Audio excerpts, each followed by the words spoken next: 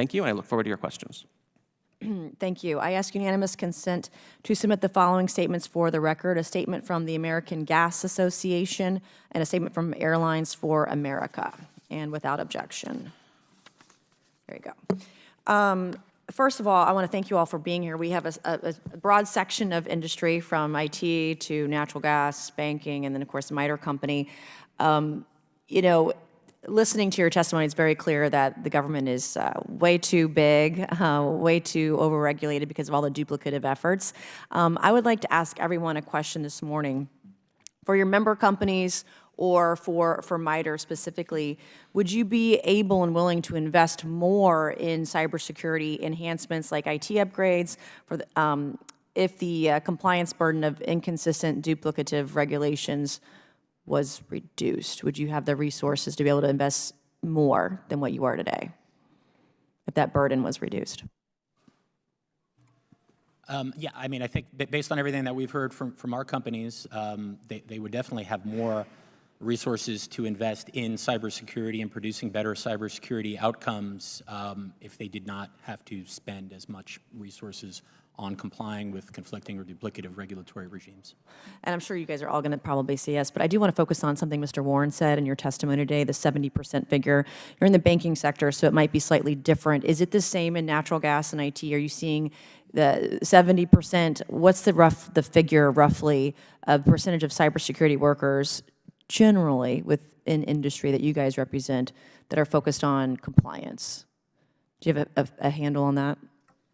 I don't have exact numbers in front of me, but based on the information that I've heard from our members, that sounds about accurate, yes. Even in natural gas, Mr. Miller? I mean, I think I don't have exact numbers either, but I do think it varies by companies, right? I mean, certainly larger multinational tech companies have more resources, so they are, able to devote more resources to both compliance and better security outcomes. I think that there are a lot of small and medium-sized companies in the tech sector, and I think that these types of conflicting requirements that we're talking about today really disproportionately hit those companies who it's much more of a zero-sum game for them. If you're much more expensive, the cost of legal fees. If you're a 10-person company and you may not even be able to figure out what regulations you have to comply with. It creates, I think, a bad situation. Yeah. So in terms of that, and I only have 2.5 minutes left roughly, and I'd like to hear from all members on the panel. I'll start with Ms. O'Connell. I'll start with you. It's almost like, where do you start? But if you could just do one thing, one bill, one policy, one regulation, one piece of legislation, what is that one thing? Because we are so big, we are so bureaucratic. I mean, a comprehensive policy, it just ain't gonna happen, right? And it's not gonna happen in the next decade because we're not nimble anymore. We don't move that fast, unfortunately. But if you could do one thing today or tomorrow, what would that be to make it better for industry? I would say specific to our sector, reciprocity would probably move the needle the quickest, given we have multiple security regulators across our industry.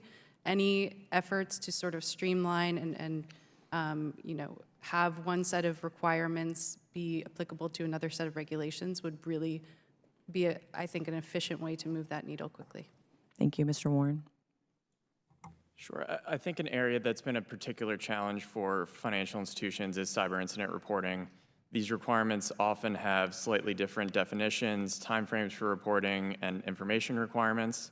And so hypothetically, if a financial institution were to experience a reportable incident, they would first have to report to the Federal Housing Administration within 12 hours of detection. They'd have to notify their primary banking regulator within 36 hours, another notification to Ginnie Mae within 48 hours. Once CERCIA is finalized, they'd have to provide a very detailed report to CISA within 72 hours, and then finally publicly disclose that incident to the SEC within 4 business days. So compiling all of those reports, similar but distinct reports, takes a lot of time from frontline cyber personnel, which leaves less time for day-to-day security. Would it be better if it just went to CISA and then CISA distributed it accordingly? Sure, and I think CISA has been tasked with harmonizing cybersecurity regulations under CERCIA.